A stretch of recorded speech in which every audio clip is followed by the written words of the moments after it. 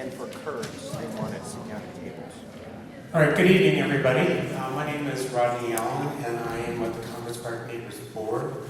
We're going to go ahead and get started because we have a lot of information to get through this evening, and thank you, everybody, for being flexible with this new location. I know it was very short, or very last minute, but we're trying to do what we can to make the next meeting smoother and get more notification out so people have time to make plans for the meeting. Congress Park is a traditional city neighborhood with small town atmosphere.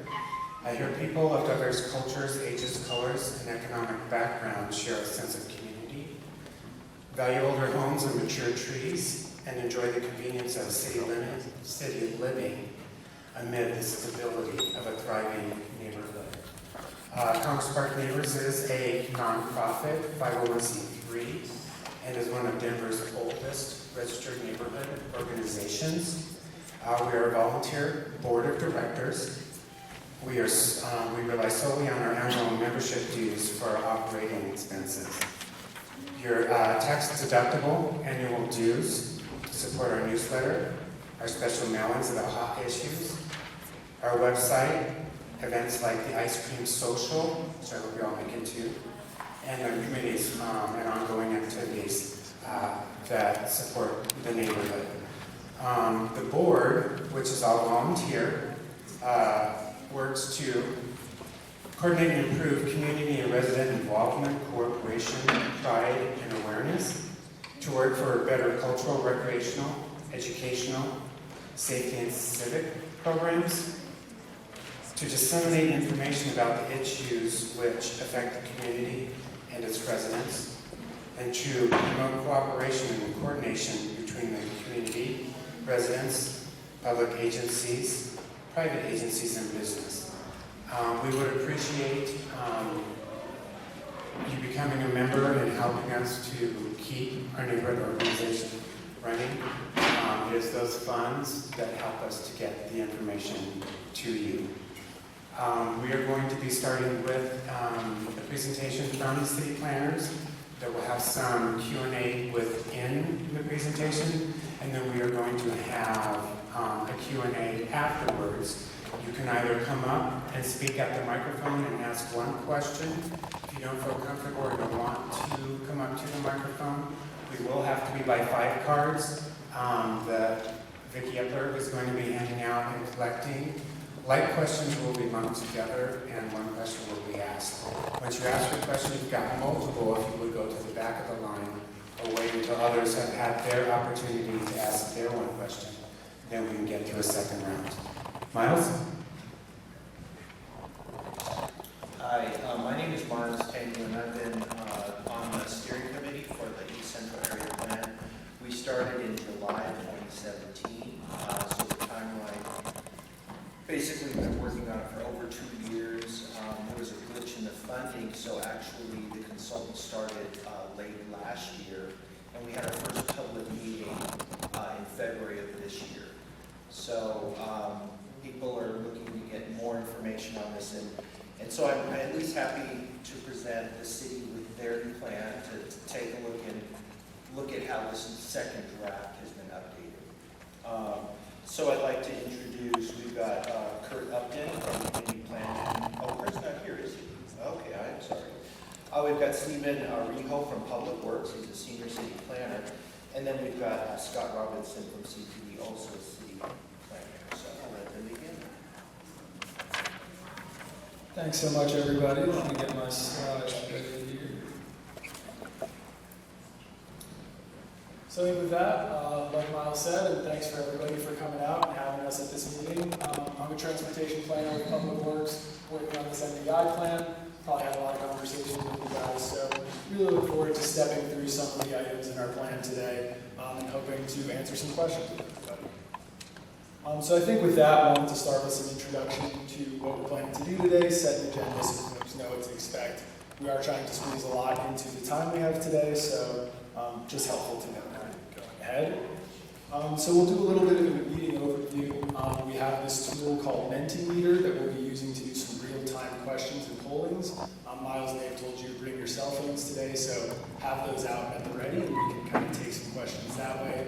We also disperse some paper copies if folks would rather not do that, but it would be much easier for us to get input that way. Stepping through the MDI process, some of the general topics that this plan is working towards, similarly then the specific transportation projects, and I'll actually break it down a little more in step by project, so it's very clear what we are recommending, what we're not recommending. I know there's been a lot of confusion in this process, so trying to clear that up here. And then towards the end, we'll have some time for general questions and answers. So want to make sure that folks are heard at every stage of this meeting today. And we are going to be using the screen, the projector, so if you want to move closer to be able to see the screen better, there's seats closer to the front. So feel free to move closer. So with that, some of our meeting goals are to help provide some accurate information so there aren't surprises there. Similarly, learning where there is support for the plan, figuring out where there isn't some support, and then better understanding why that might be the case. Why isn't there support? What can we do to change things and make it a little bit easier for folks? And then lastly, we wanted to say that we really hope to engage constructive dialogue tonight. So let's keep things to the plan. Let's respect that everybody really cares about their neighborhood and has strong opinions. So how can we kind of have that in a constructive format here? But so then with that, we want to start with the tutorial of Mentimeter, and looking to my teammates, are we good there? Excellent.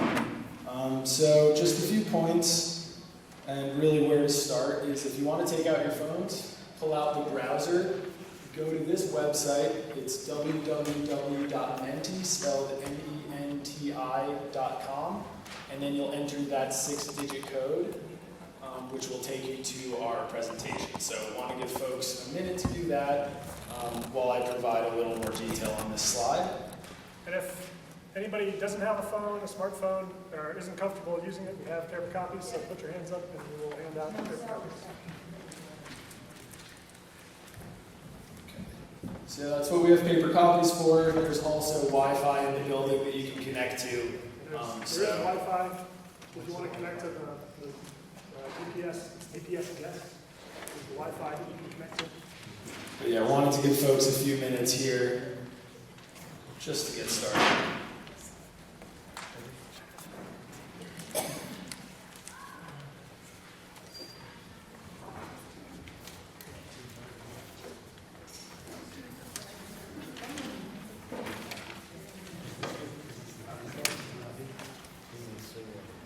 Yeah, if you're connected to the DPS Wi-Fi, you'll select DPS guest, and then it'll prompt you with an acceptable use policy that you'll have to accept. So.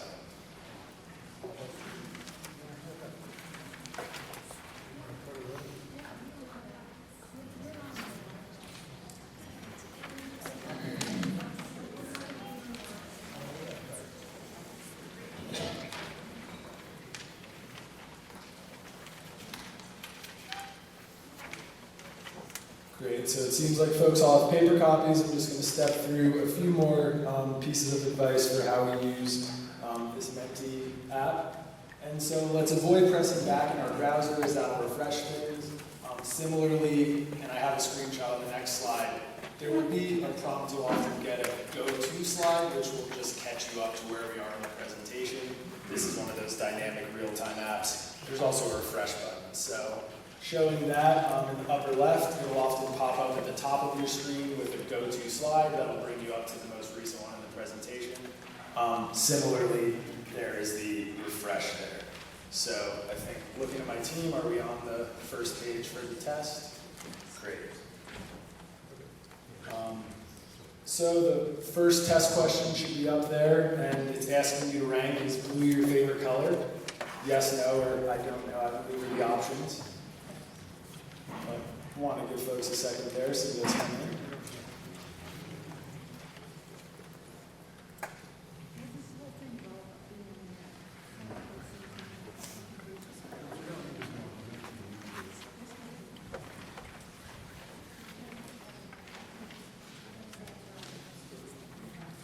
Excellent. And please do raise your hand if you're running into any hiccups, technical difficulties. We have a bunch of staff on hand to help folks.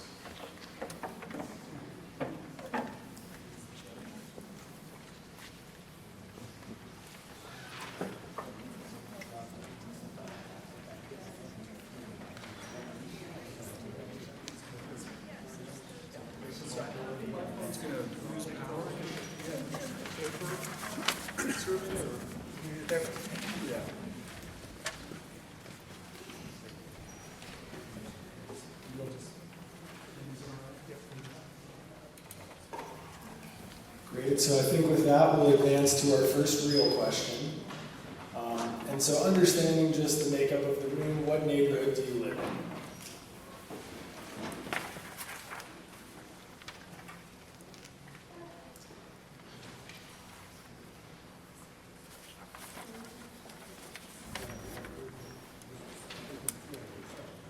All right, and then moving into the next question, how did you get here tonight? Sorry, we're still on the last question. Apologies. Still working on what neighborhood do you live in?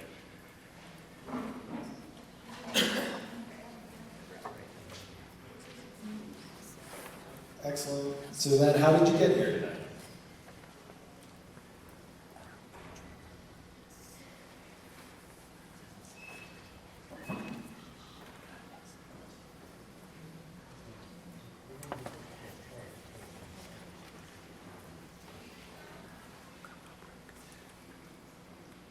Perfect responses coming in, great. So I think with that, we'll move along there.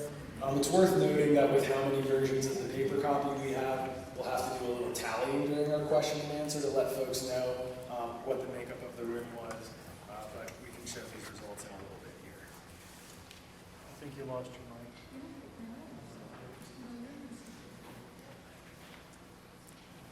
Are we back? Excellent. So with that, just a quick overview of the neighborhood planning process. The East Central area, that's the area that we're studying today. And so while it encompasses all 6 of these neighborhoods, our presentation today focuses on Congress Park because that is the neighborhood association who's invited us, which is great.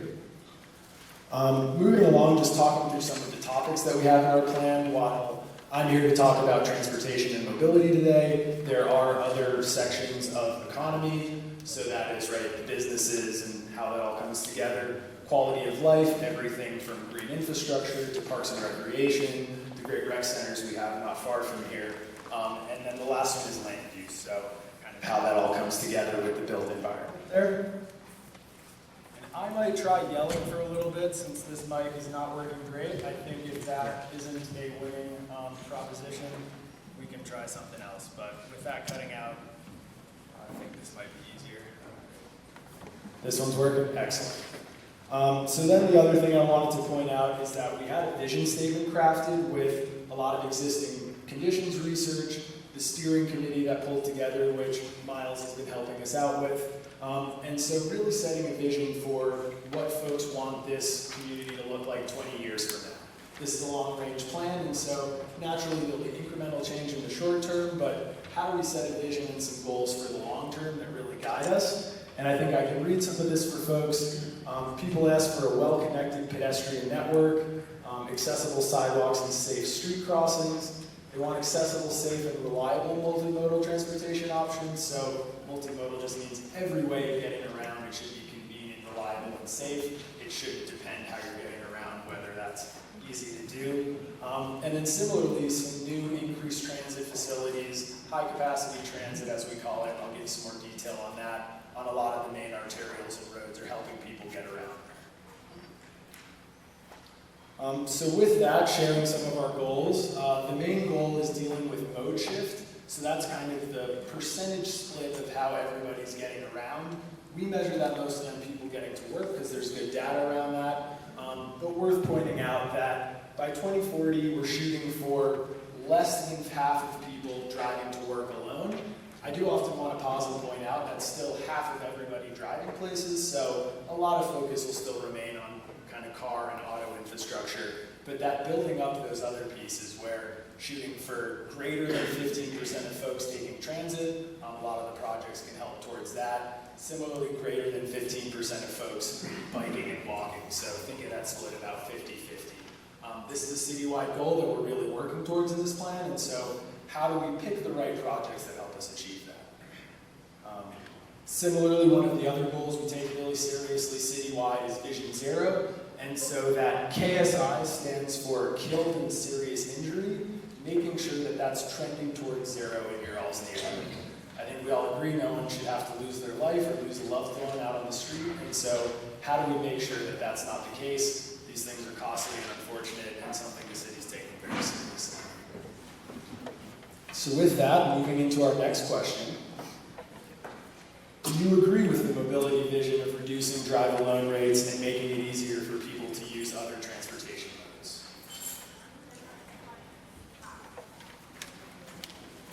And for anybody that just came in, if you want to go to menti.com, menti.com on your phone, enter the code. The code is 739110. 739110 for those just joining us.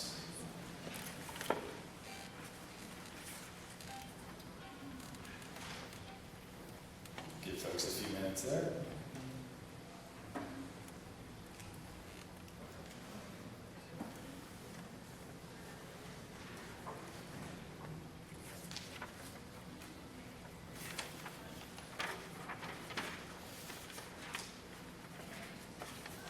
Excellent. So moving on to the next question related to our vision and goals. Do you agree with the mobility vision of zero traffic deaths and serious injuries on streets in Congress Park?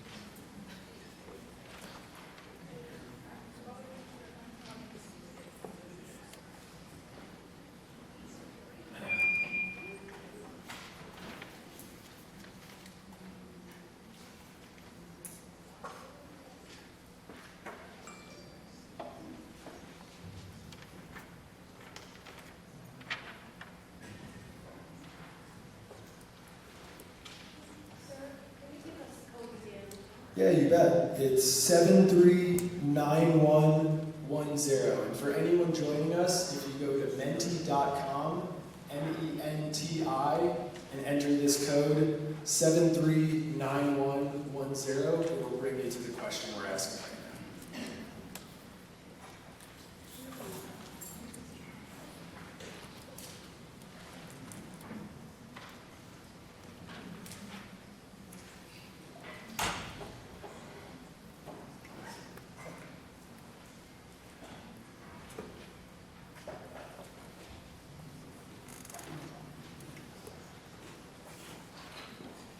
Great. So with that, just taking a moment to speak to a lot of the related plans that we've been working on and how they kind of morph into this, right? What we're doing today is talking about an area plan, specifically how that relates to the Congress Park neighborhood, but a lot of these are almost nested in these larger citywide regional plans that have a lens of connecting folks. So I think a lot of these were a part of the Denverite process, maybe other processes that folks here participated in. We're just contextualizing it that we do have a lot of vision by transportation mode, or for example, game plan up there, which reference the parks. And so how do we make this more detailed area and neighborhood plan speak to those citywide goals and the regional goals that we have, while also having a flair for the neighborhood?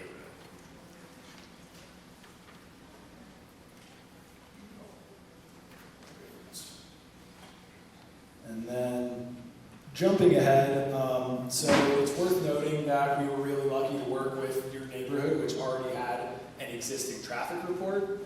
And so, admittedly, not a lot of the neighborhoods we come into are organized enough that they have their own traffic report. And so, a lot of the findings from that about calming traffic on the northwest or the north-south streets, and by traffic calming, that's slowing the speed a little bit, which has proven to be very helpful for people of all transportation modes, right? If we make it easier for someone to cross the street, that often yields safety improvements for people driving. But so we really took that as a starting point, had some great recommendations for the main roads that a lot of you are familiar with, the 6th, the 8th, the 13th, the 14th. And so I think it was just great to say that, thank you for you all giving us that as a starting point and being able to jump right in there. And so then with that, our mobility recommendations overview, I just wanted to take a minute to step through sort of the higher level topics that we have before getting into the specific projects that we're dealing with there. And so our first topic that you may have seen in some of our recommendations is transformative streets. These are really the highest priority projects that we think can help us accomplish the goals we laid out earlier of increased safety and more folks getting around in a more efficient manner.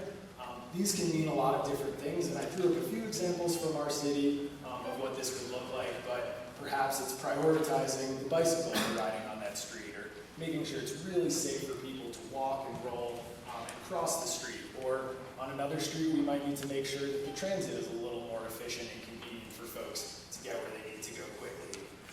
Similarly, half of everybody will still be driving places, and so making sure that we're protecting folks doing that as well. The next big topic area we have is high comfort bikeways. And so I often say to folks, think of this as a bike lane or bike facility or bike way that you would want to take your children on or your parents on, whichever group that is that maybe doesn't ride a bike, but we want to make them feel very safe getting around the neighborhood. Once again, these are the things we found that when you improve safety for the street's most vulnerable users, you also really help everybody else in that process. And I have more details on all of these coming later, but wanted to give folks a high level there. Similarly, transit and mobility hubs, those are the buses and trains that move around our city and our neighborhood. And so making sure that both the transit is reliable and safe and convenient for folks, but then there's this concept of the mobility hub, which is sort of co-locating or aggregating different transportation types. So perhaps it's at your bus stop, you can call or hail a ride share, Lyft or Uber. There's a bunch of bike parking for somebody who maybe bikes from the neighborhood to take the bus. Perhaps there'd be scooters and other things available. But sort of this idea of, for whatever's right for the neighborhood or that stop, co-locating some of those resources. Jumped ahead a little bit there. Another one of our topic is pedestrian and bicycle intersection safety. So we've heard a lot of intersections in the neighborhood from you all and others that are of concern. And so how do we strategically improve those in the places where there's the most need? I think safety is a big piece of that, but then connections to destinations and things like that. The next topic area is neighborhood traffic calming.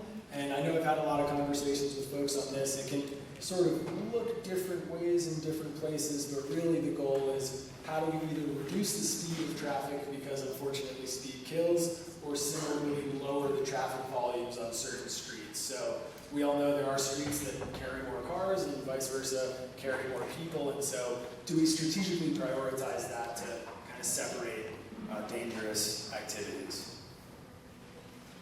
Similarly, another one of our topics that's more policy-based, and so when we talk about this later, it's a lot of kind of policies and programs that we might be able to do, but with parking and curbside management, how do we make sure that we're being as efficient with that curb lane for accessing businesses, homes, things like that? Whether the best use of the curb lane is for a bike lane, for a transit lane, for a driving lane, for a parking lane, that can be very different in different parts of the city, and so have some recommendations and strategies around that. And then our last general bucket is a topic called transportation demand management. And so it's kind of a simple way to say managing the transportation demand. Historically, as transportation professionals, we would often think about the supply side. Let's build a new sidewalk, let's build a new road, let's build a new transit line. This demand side is really how do we encourage folks to use the great infrastructure we have that might be new and folks don't know about it, or maybe people just aren't familiar, and so how do we make that more accessible to folks? A great example I always give is if you move into a new building and instead of getting a parking space as part of your rent, you get a bus pass and a Uber stipend, for example. So making it easier for folks to get around without having to drive alone. And so just showing this map briefly, that all of those things roll up into this single map. Now, this is busy and probably hard to see from where you're sitting, so as we step forward, I'll take folks through some of these recommendations pretty specifically, but sort of saying that there really is this network-wide lens that we provide to this, but also making sure that we're kind of in tune with what the neighborhood needs and wants, because that is important.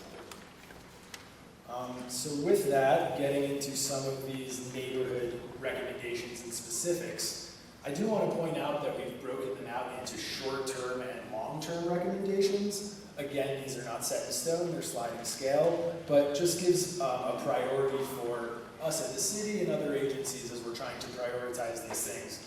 Is this something we should be thinking about in the next 0 to 5 years? And maybe it's relatively affordable, not a very expensive improvement, or longer term, that more 5 to 20 years and being more costly, you know, the things that we're funding with our general obligation bond right now, for example. So everything's broken up into that, and just wanted to point out again, this isn't a hard break, but rather a general way that we can guide ourselves to doing this.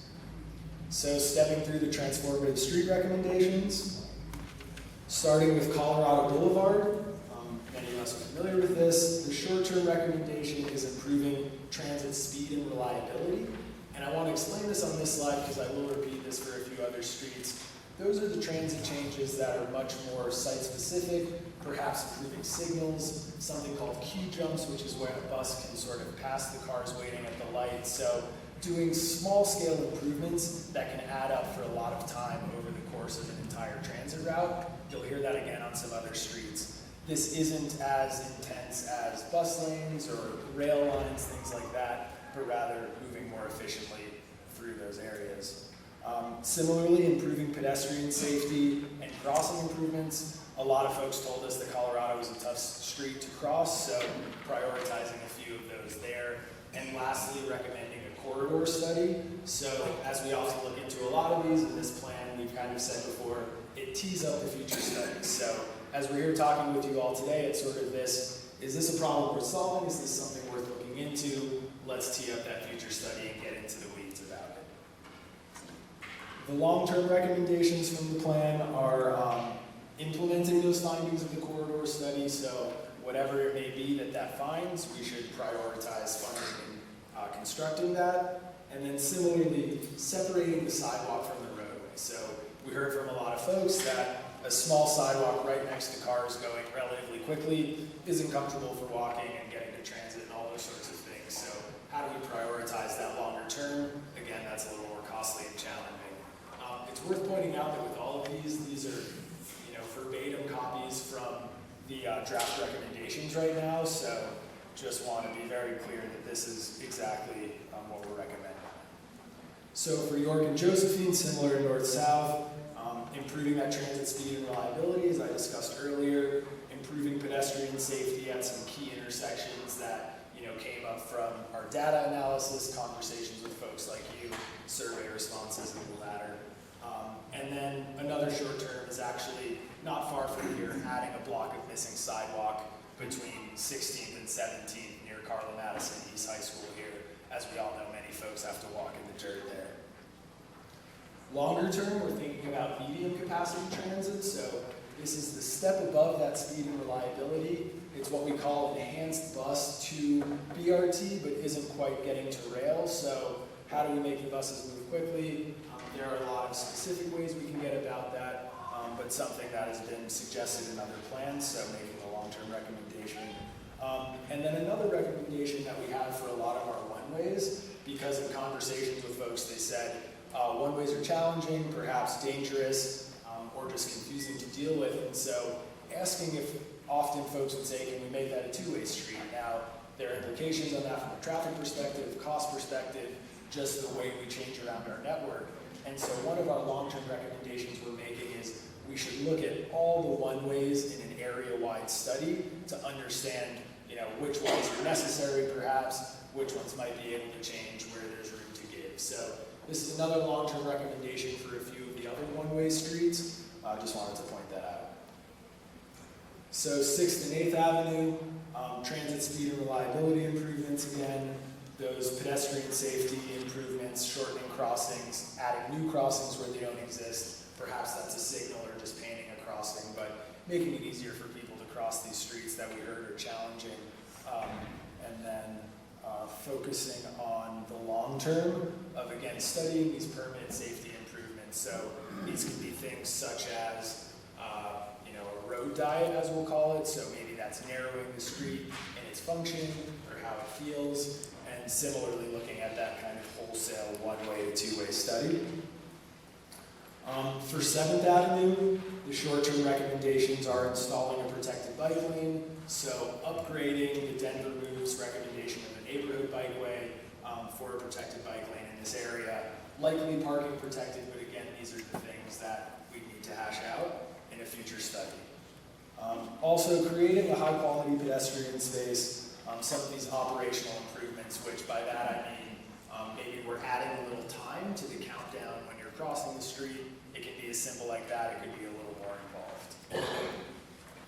The long terms for this are studying the feasibility of installing a multi-use path in the middle of the parkway. I think this is one of those that admittedly is pretty challenging. We don't do this on a lot of our parkways currently, but we heard a lot of support and interest in this, so how can we study it and better understand in the future if this is something that's a good idea or not? Similarly, perhaps limiting north-south access at certain parts of the parkway where you currently can go can be a great way to do some of that traffic calming I was referencing earlier. So can we study that? Are there specific ones that can be really great for reducing that cut-through traffic that we heard a lot of folks not enjoying on their streets? With 12th Avenue, the short term again is transit speed and reliability improvements for the bus route there, looking at some of the better crossings, specifically at Colorado Boulevard. If anyone's experienced that walking, biking, or driving, it's really not a pleasant intersection, so how do we make that better for folks? And then, unfortunately, this is one of the streets with pretty high bicycle crash numbers, so how do we reduce that and have fewer folks getting injured on that street?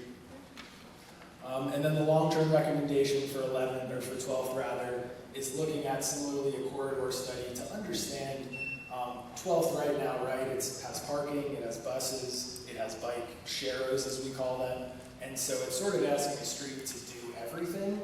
Is there a way that we can prioritize pulling some of that to 11th, specifically a little bit west of your neighborhood, but would obviously be looked at in the corridor study there. So is there a better balance for that street to make it safer for everybody? Then with 13th Avenue, the short term is creating that high quality pedestrian space, similar to a lot of the other recommendations, improving the crossings, those sorts of things. You probably realize a similar theme here, because this plan both wants to provide guidance for where problems were highlighted and places to focus, but at the same time not be so prescriptive as it is that kind of neighborhood-wide plan. And then for the long term, again, looking at those longer term safety improvements, whether that's a road diet or looking at the one-way to two-way study for that traffic flow there. And I did want to include this image that shows a potential of what this is 13th and Vine is what's mocked up, but this could apply to any one of the intersections on 13th or 14th. And sort of showing how, without really changing the street at all, just kind of taking some of that dead space near the intersections that currently makes it really long for people to cross, encourages maybe high-speed turns that are a little unsafe for folks. How can we reclaim a little bit of that space for nice things, whether it's planters, a place to eat ice cream at Licks in this example, or otherwise. And so then with 14th Avenue, pretty similar to 13th, looking at how we can improve the crossings and the pedestrian experience there. We heard a lot of stories from the neighborhood about crashes and issues on 13th and 14th, so trying to be thoughtful in our approach there. And then on the longer term, looking into studying the installation of a protected bike lane in addition to that one-way to two-way study, just understanding how the entire area would work there. Then Colfax Avenue, and it's probably worth pointing out that this plan is not making a recommendation for the Colfax process. That was a voter-approved effort and plan that's sort of running on its own. What we've really been focused on in this plan is how do we make sure that that large infrastructure investment on one of our main roads of Colfax is benefiting all the neighborhoods along it, that folks who live near that can access it, and that the businesses near it can support it. There are people who live close to it, all those sorts of things. So worth noting again, right, that was kind of a separate process, voter approved, that's running along. We're just trying to make sure that that works for all of these neighborhoods. But with that, our interim improvements, we're currently looking at a bunch of intersections along Colfax that currently have unfortunate crash pictures, some dangerous trends and such. And so making sure that we can do some of those pretty quickly, we'll be installing paint and posts sort of similar to what you may have seen at Franklin and Colfax. It's not concrete and challenging construction project, but rather how can we get out there and make some improvements to something that's unsafe today.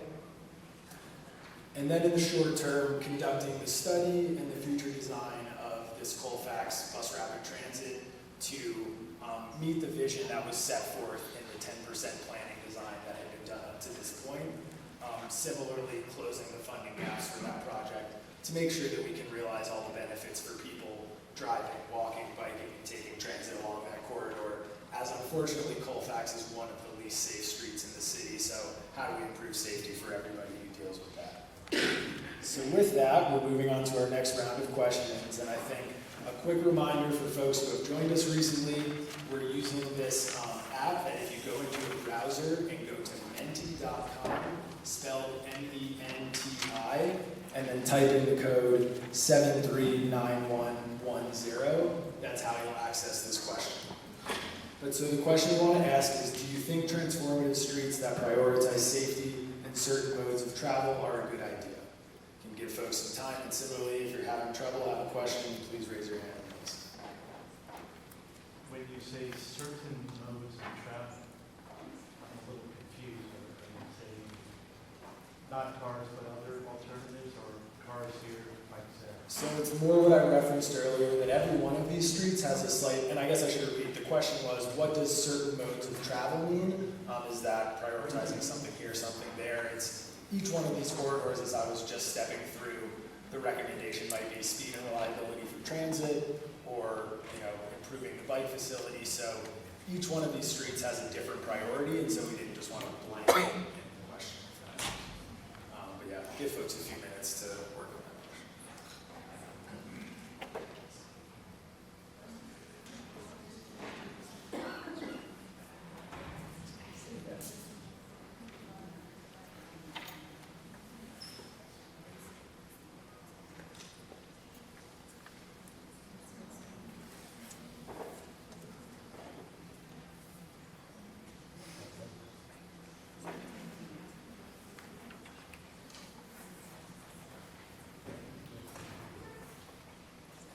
Great, so I've heard we have enough answers there. We're going to move on to our next topic, which is the high comfort bikeways.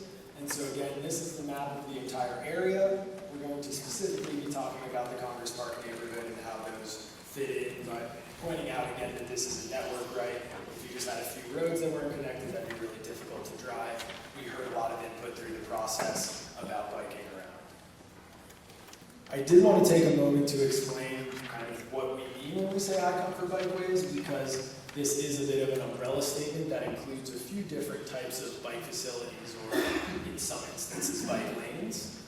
Starting with the bikeway that isn't a bike lane, it's the neighborhood bikeways. So these are on the streets that are already pretty quiet, kind of that side street feel, but they might still cross very busy roads, 13th, 14th, the 6th, and the 8th that we mentioned. And so this doesn't include putting a bike lane on the street, but rather making intersection improvements along the corridor that help people walk, bike, and there's also a lot of driving improvements with the safety there. We have some more examples here, but just wanted to explain that. Similarly, the protected bike lane is sort of the next notch up on a slightly busier road, so less appropriate to be doing maybe within certain parts of the neighborhood, but rather on some of these roads that have higher traffic volumes than the complete quiet side streets. The protected piece can be a lot of things. There's parking protected, which you may have seen when the cars get moved off the curb and are between the people biking and driving. There are also curb protected, which we have some examples of, where we just have concrete curbs in between. And then some of our earlier bike lanes use these bollards to protect. But we did hear through this process that folks aren't huge fans of that, so definitely something we've worked into our recommendations here. And then lastly, the trail and multi-use path. So this would be for, along US 36, there's a trail. We have those along Spear and some of our other major corridors. So when the road is so busy that it really doesn't make sense to have people on bikes mixing with the traffic, we suggest that. So these high comfort bikeways mean several different things.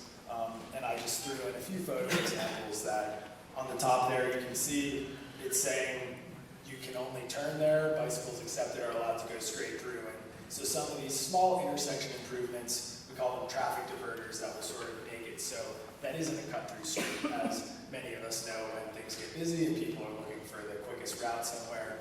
They unfortunately don't always drive responsibly through our neighborhoods. Can I ask a point of clarity about this? Sorry to interrupt you, but on the map you handed out, it has high comfort bikeways identified. But you're just saying that there are 3 different kinds in the neighborhood that I live in. There's been a lot of question about within those Exactly. And so the question was about kind of how the map shows some high comfort bikeways, and the 3 examples as laid out here. We do provide some specificity on which ones maybe make sense in certain places. It is worth stating that these will often have a future study attached to them, but it was due to a lot of the questions we heard from the community, just specifying that, perhaps on this street, while a future study would likely dictate what exactly is built, we think it's more of a neighborhood bikeway, or we think it's more of a protected bike lane. Where can you say that? We'll get into that in a few of our slides here. So I think, let me know if your questions aren't answered, and that'd be a great thing to bring up at the Q&A. I'm sorry? Is there a category of bikeway that's less protected than high comfort? So high comfort is the kind of blanket statement. What it doesn't include would be kind of a conventional bike lane. And so it's really a stance that the city's taken of, if we want people to be and feel safe biking around, these are the types of bike lanes we need to build. So there isn't a bikeway that's less protected is a word because that's what you were using. You described 3 different types of bikeways, and high comfort was the least protected. Is there something underneath that? Because So it's worth pointing out that high comfort is the umbrella term that a neighborhood bikeway, protected bike lane, and a multi-use trail fit within. So high comfort bikeway is actually the more general term that we thought by using that we're not being very prescriptive. We heard some confusion and concern, and so we've actually provided detail in light of that. So hopefully that's helpful. On that point, could you name what type of bikeway is currently on 7th Avenue? Which one of those? It's a standard bike lane, so it is not one of these. It is not considered a high comfort bikeway. It is not. I think moving back to the presentation, I did want to show an example of what a neighborhood bikeway could look like.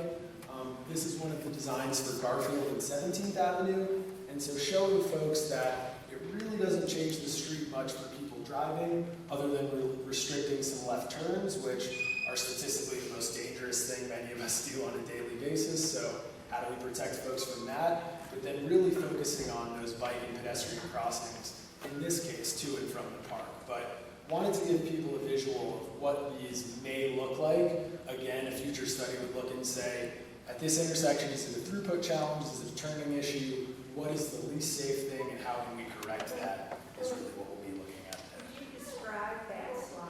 I don't see what Yeah, no, certainly. So if you look on kind of the diagonal that's running roughly north-south in this image, we're looking south on Garfield.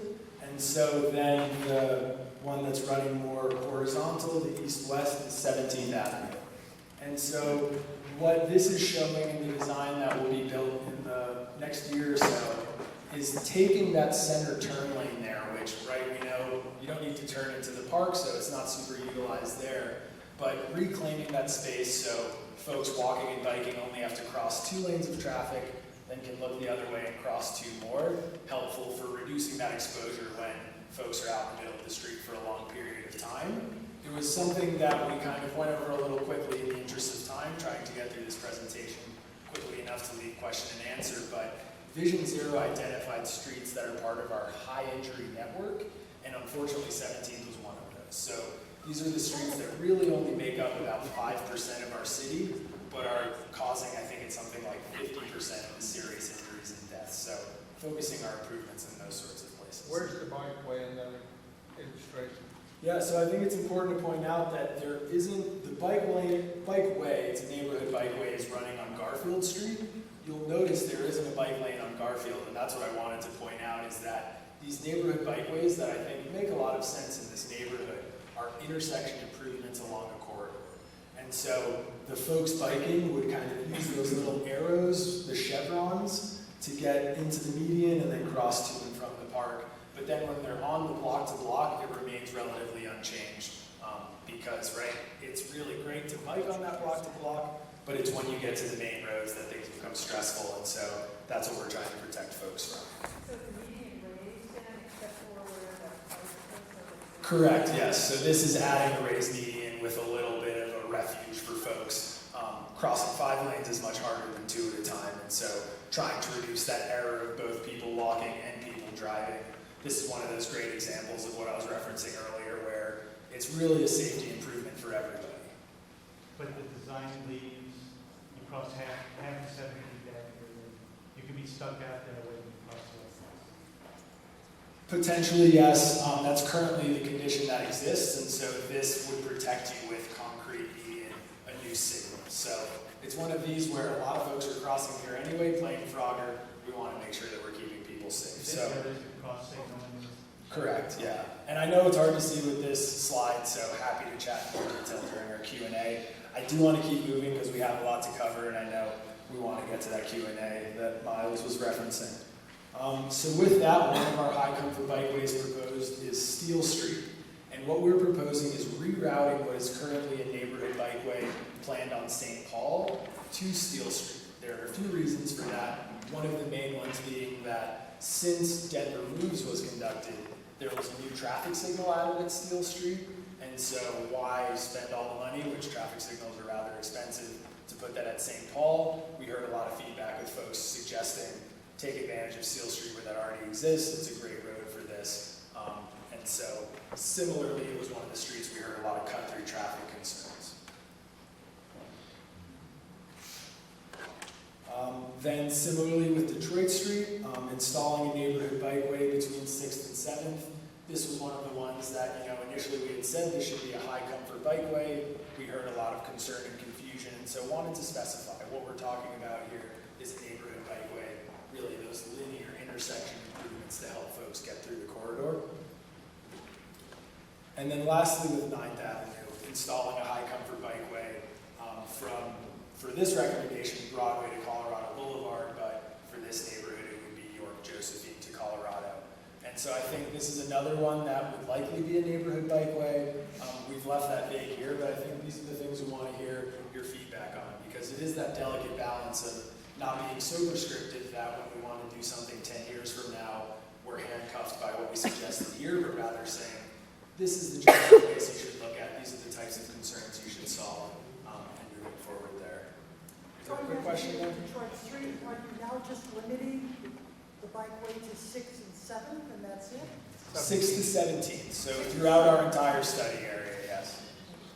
And just to get another point of clarity, that means there is no actual painted bike lane on the street. There is transitions at the intersection. Correct, yeah. There would likely be these sharrows if you've seen them before. It's kind of a bike with a few arrows on it. We would place a few of those to show, if you're biking, this is where you should be in the road. Let people who are driving know that this is a road that there might be higher numbers of people biking on, but there would not be a continuous painted bike lane. So I think that's the great thing of the neighborhood bikeway, right, is they take advantage of what are already relatively quiet streets, but solving those safety improvements at the intersection. I think, I see there are a lot of questions. I'm sorry? The piece at 9th and Congress Park doesn't exist. Certainly, and so these are the things we're trying to recommend is as we're looking 20 years into the future, how can we make those connections that we heard a lot of folks are already doing? Can we formalize those types of things? What type of bikeway has been proposed for Garfield? It's a neighborhood bikeway, and so that has been in the works for years, is actually currently has been designed and will be installed in the relatively near future. So we don't have a strong recommendation in the plan because that's something that's already happening. We're really more looking out at that 20-year vision. So I think we do have some opportunity for Q&A coming up here soon. And so our next question, again, for those of you joining us, go to menti.com, menti.com, and type in 739110. And the question we want to ask is, do you think improving bicycle infrastructure to create a safe network of bike-friendly streets and facilities is a good idea? And while folks are working on that, I'm happy to take one or two of the questions that were circulating. You mentioned several times handcuffed. How would you be handcuffed if people decided that they wanted to make a change in 10 years? So these plans go through our kind of formal process, and so. Could you repeat the question, please? You bet. The question was, I used the term, we don't want to handcuff ourselves in the future, and so the gentleman asked, how would we be handcuffing ourselves? These plans go through a formal process, and so what we suggest are what future decisions are measured against. If we are to be overly prescriptive, the way things may change in the future could be a bit challenging, and so I think that's one of these where we're trying to thread the needle of both being suggestive enough that we've recommended where there's a challenge, what we've heard, we should look at these intersections, but that saying exactly what we do can be a bit challenging. And so I think these are the things we want feedback on. Are we too vague that it's not useful? Are we too prescriptive that it's a little challenging? Take another question. I just want to be really clear. On Detroit and Steele, are you recommending removing parking or keeping parking the same? It's sort of the in-between answer that we definitely would not remove wholesale parking. The intersection improvements might require a space or two to be lost at the intersection, but that 99% of the parking would remain. And so I think that's one of the great things about the neighborhood bikeway is it really takes advantage of these streets that have parking on both sides, feel narrow and sort of, when you're driving two cars, you have to pass slowly. So leaving those block to blocks relatively the same, I don't want to promise that there would never be a single space lost at an intersection because that's where the real safety improvements have to happen. So how much space are we talking? Give me a distance from a corner to how far in? It's hard to say because the specific treatment would be, solving a challenge, but rarely more than a space in from the intersection. So if I quickly jump back to this example, you can see that we're adding a bulb out at the corner of Garfield and 17th, which is where we have a little more space for people walking. I believe that one parking space was lost in that process, but that's one of many on that street. So sometimes you may need to lose one, sometimes you may not need to lose any, but I don't want to make complete promises either way. So I'm concerned by the questions that you're asking us to answer on the phone, because I for one am adamantly against the Detroit Street bike path, Steele Street bikeway, and the Garfield one that's already a done deal. But it's a general concept. I would answer that yes. So I don't understand what the purpose of the question is.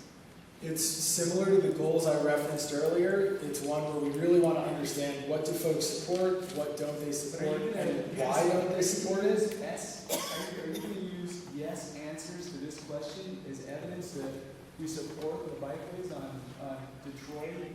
Not specifically. So I think, this is nuanced. So everyone's got to say no if they don't want that. This is one group that we're speaking to, and so I think, to say that this is representative of the whole area is probably not correct. At the same time, we want to know what people here are thinking. So I think it's one of these where if you don't agree with them and would rather select no, you have the availability to do that. It just seems pretty If misleading. you like the concept, I just think the question seems very misleading because I think most people in Commerce Park are against those specific bikeways. and so I think we have some time later for more kind of open-ended questions, and I really ask that people remain civil, save their questions for then, because we can get into the nuance there, whether it's yes or no, what's the why, and we want to make sure we get that. I think we've got enough answers on this question, so I'm going to move to the next topic, but please save your questions for the Q&A towards the end of this. If you haven't gotten it. I was told that I have another kind of 20 minutes for this presentation. I really want to hold to that per Miles' recommendation. So moving on to future recommendations here, now talking about pedestrian and bicycle intersection safety. Showing this map here that really is highlighting in those kind of blue dots, I believe you have it on the map in front of you, where we know we need to make some intersection improvements. You can see that some of those are falling along the neighborhood bikeways and the other recommended high comfort bikeways, but that some of those are also just at other corridors and intersections. Well, we've listened to your presentation, and Sit you've down, offered let him no talk, data. Yes, sit down. You have to go out into the field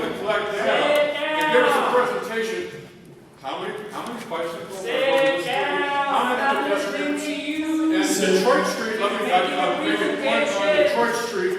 Shut up and If sit you down. look at data, you would know that Detroit Street is the busiest street in the neighborhood for cars going north and south between 12th Which is why I need a bikeway. and 6th Sit Avenue. down. If you want to put bicycles there, If you can please save your questions, we do Yeah, have okay, time for structured questions I'm in gone. the future. but you can go out in the field, collect the data, and then come up with a plan that Hey, we this is the plan. appreciate Sit that. I down. didn't want to belabor the data piece. Again, I'm trying to fit a lot into a pretty short presentation here for folks. Yeah. And so we did endless, it was really years of data collection, existing conditions, current conditions. And so we've done a lot of that work on the back end. I didn't want to belabor that in this conversation. Okay, thank you very much. So we'll have a structured question and answer later. If people could please save their questions for then, I think it'll be more productive. So quickly, he's trying to get through the whole plan, so he can touch on all the subjects that the plan is talking about. So if we can just keep moving, we're gonna have about 55 minutes for questions and answers. So just let him kind of touch on the topic so you kind of know what he's talking about. I think that would be great. Yeah, thank you, Miles. I appreciate it. So, time for our next question. Do you think improving intersection and crossing safety for all modes is a good idea? Again, if you're just joining us, this is menti.com, MENTI, and the code is 739110. So, give folks a moment.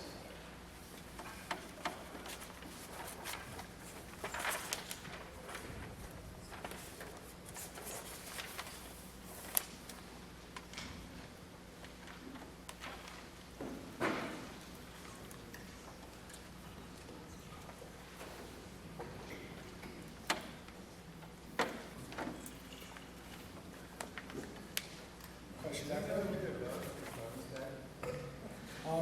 We have some paper copies if your phone is dead, so let's make sure we get this gentleman one. Yeah, sorry about that. Yeah, if you're just joining us and your phone doesn't have service or is dead, we do have paper copies because we wanted to make sure that everyone could be involved in this process. So maybe give folks another minute or so here, but.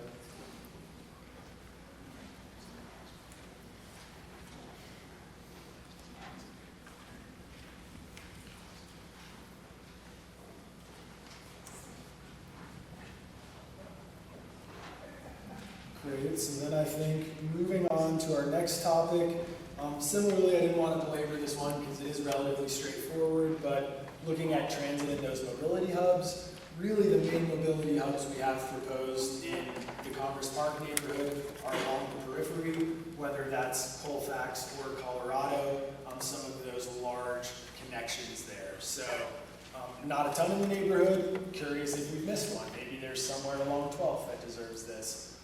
But again, a mobility hub is when we've sort of co-located a lot of transportation options. It might not be a full-on station per se, but has a lot of opportunities for folks to get around on different transportation modes. But with that, our next question is, do you think concentrating mobility amenities near transit stops and stations is a good idea?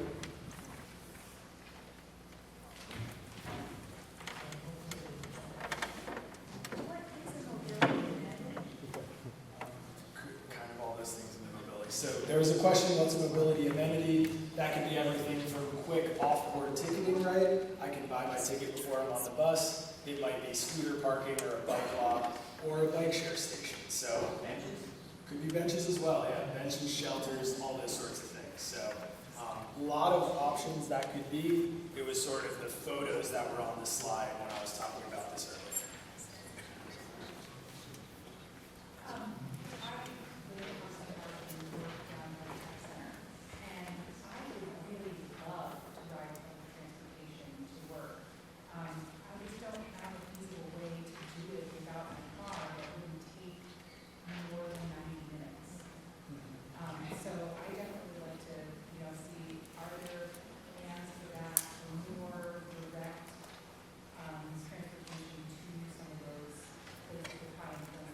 Yeah, no, and I think that's a great question. We heard about some of those more regional transportation connections, specifically the tech center was the question that was asked. And so while these maps are often cut off at the neighborhood or the area, it was sort of what I was hinting at earlier with those regional connections being very important.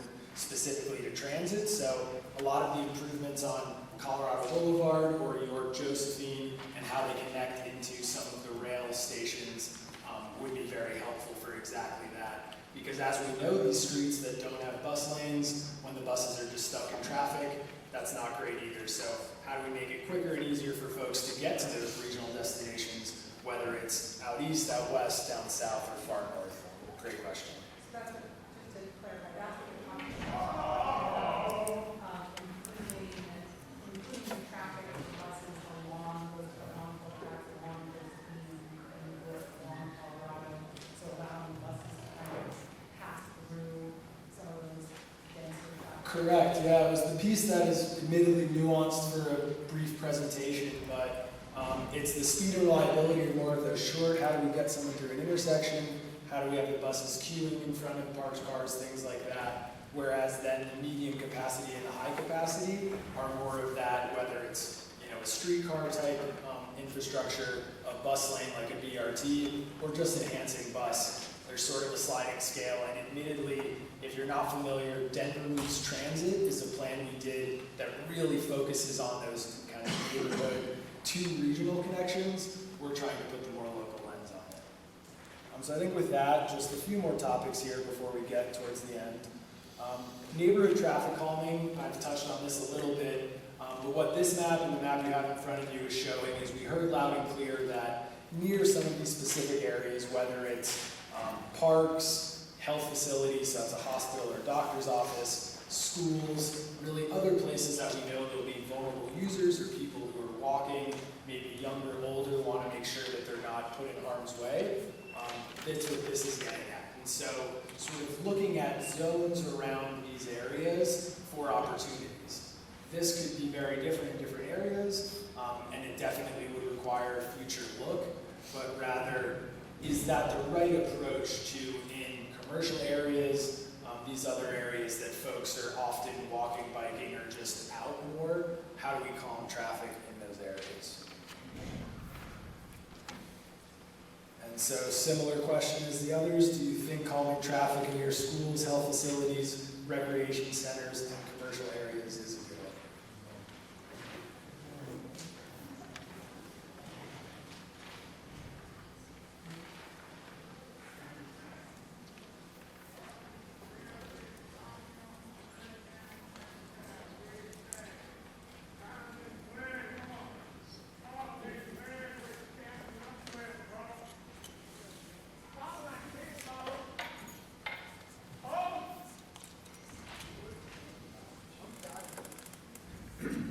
Great, so moving into our last few topics, and I know this is a lot of text, but these are very policy-based, so I can read them out loud to folks. But talking about parking and curbside management, we know that in this area there's a lot of demand for the curb and parking, and so making sure that we're making the most efficient use of that. Some of our specific recommendations are identifying alternative parking management strategies for improved safety. How do we use that existing curbside resource more efficiently? Similarly, making sure that we have strategies that are flexible and can adapt to future changes. I think we've all been around when something new came along that maybe we didn't predict, and so how do we manage the future unknown while providing some good guidance there as well? Piloting converting on-street spaces in certain areas into higher beneficial uses. This could be something such as daylighting, where when we park right up next to an intersection, it's a bit dangerous for that to pull out. Can I see traffic? Is it more important to pull that back? Can we fill that space with something green that looks nice? Maybe it's a bike parking for folks. There can be a lot of different options there. If any of you were around, there was recently a parking day that happened, really kind of testing this concept of can we do interesting things with this parking space? So a few of those options as well. Encouraging the use of alleys for business loading and unloading. That is what the code encourages people to do now, but we've all seen a truck parked in the middle of the street, blocking traffic, and so how do we help move those to the alley, those sort of back of house opportunities and uses, so that the front streets and roads are safe for folks, because trucks backing across sidewalks to loading docks, not exactly safe for anybody involved there. And then the last one is working with our parking team to develop additional parking area management plans to address some of these specific neighborhood challenges. So wanted to do the neighborhood plan first, or area plan kind of at that higher level, and then look in specifically at the neighborhood. And then our other kind of curbside management strategy is strengthening the parking management tools that reflects the city's strategic parking goals. So we have our own parking plan, and making sure that we're improving the on-street strategies and encouraging shared parking wherever possible. This is one of those that we've heard a lot of folks suggest that, well, if there's a building that people need to park at during the day, is there an opportunity to have different folks parking there overnight? And so it's something that the parking team of the city is taking very seriously of how do we better facilitate these sorts of things, whether it's a business improvement district, arming them so that they can have this pooled resource, or working with individual property owners. That's one of the ones we heard from folks. So, questions on parking? Do you think more efficiently using curbside space for community needs is a good idea?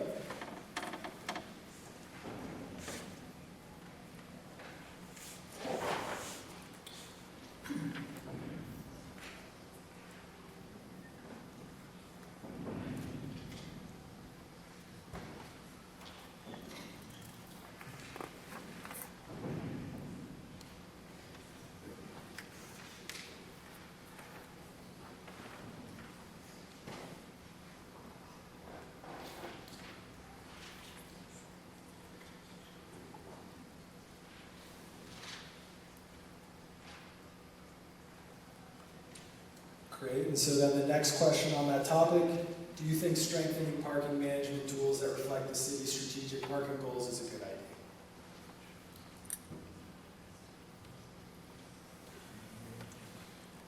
Can you just give a couple of examples of a parking management? Yeah, no, definitely. So the area management plan that I referenced, we've done different things in different neighborhoods around the city. Some of you might be familiar with permit-regulated neighborhoods where certain homes get a certain number of permits, right? These are often challenging, and I would caution folks to be careful what you wish for, because when we make it easier for certain groups to park, it'll often then become challenging for others. And so trying to find that best use of how do we flexibly use this parking space for everybody. But that's exactly the types of things we're referencing. So then our last topic before moving into kind of a close-up and Q&A is transportation demand management. I gave the example earlier, this is kind of converse to the supply side of transportation, but rather how do we manage the demand side. And reading a few of these examples, allowing and encouraging businesses and bids to join a regional transportation management association. So there are these groups, TMAs, that facilitate a lot of this. For example, in downtown, it's tied to the business improvement district. There are a few in the area, and so how do we connect folks to the resources that already exist? Let's not reinvent the wheel where it does exist. Similarly, providing a one-time bus pass or transit pass for folks who are visiting the corridor for cultural amenities. So if you go see a concert, you get a free transit pass to and from. How do we get those types of partnerships and systems in effect there? Similarly, requiring new development to be more thoughtful in how they structure their parking.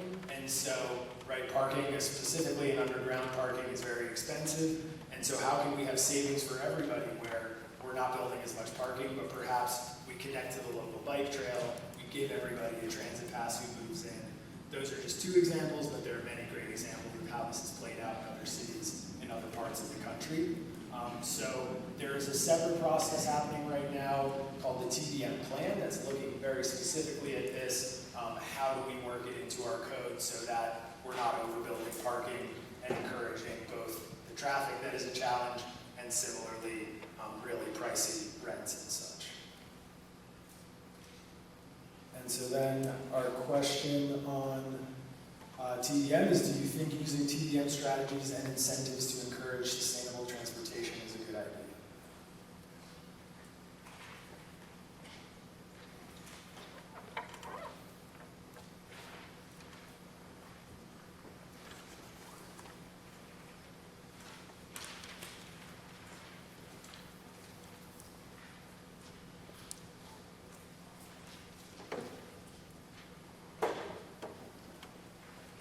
Great. And so then one more question that I'll read and then provide some context while folks are answering.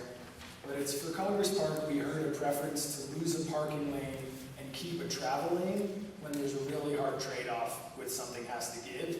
We wanted to ask if folks agree with that. And so the nuance is that this was an exercise that we had at all of our public meetings over the past few years, and it was respondents from your neighbors, or neighborhood rather, told us that they'd rather lose a parking lane than a travel lane. This is different in every neighborhood and certainly nuanced by project, but we wanted to get a pulse from this room, do folks agree or not with your other neighbors?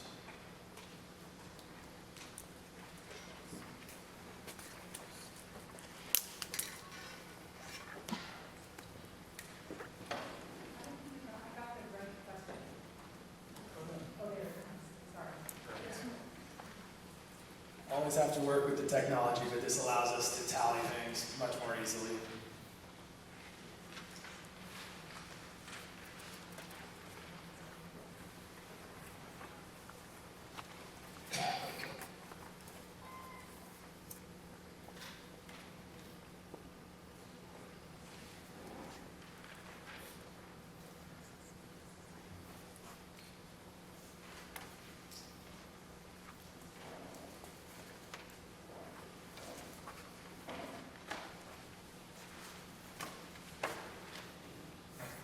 Looks like we have questions in there, so while I've alluded at a few of these, I did want to specifically point out some of the ways we've already changed our draft recommendations based on the feedback we've heard from folks and others. And so I think probably the most important one to point out was this confusion around what a high comfort bikeway meant and how that played into the three types that sit below that umbrella term. And so again, this was one where we didn't want to be too vague or too prescriptive, and so we're now suggesting where it most likely is a neighborhood bikeway is the best facility type.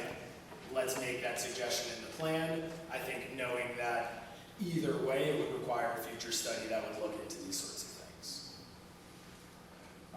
Similarly, we heard feedback about transit improvements on 7th Avenue. Unfortunately, that was a typo. We all make mistakes making maps, and so that was an easy one to remove. We were not proposing increased transit services on 7th or any at all. And then the last one to point out was that initially we were suggesting bike improvements on York and Josephine. As we got into that, that seemed rather challenging. Really wanted to make sure that we're realizing the transit priority of that street, and so that was another change we made based on the challenges and the feedback we heard from this group and others.